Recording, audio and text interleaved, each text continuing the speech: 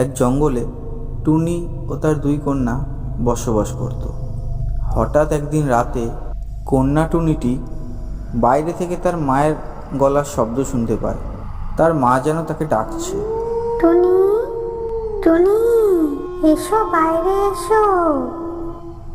কন্যা টুনিটি কিছু না বুঝতে পেরে তার মায়ের গলার ডাক শুনে বাইরে যেতে চায়। যাই মা। তারপর যেই না কন্যা টুনিটি দরজার বাইরে পা ফেলতে যায়, সঙ্গে সঙ্গে পিছন থেকে তার মা তাকে ধরে ঘরের মধ্যে ঢুকিয়ে আনে আর বলে, যাস না, এই দেখ আমি তো ভিতরে। এই যে তোমার গলায় তুমি যে আমায় ডাকলে, ওটা আমি না রে, ওটা একটা প্রেতাত্মা।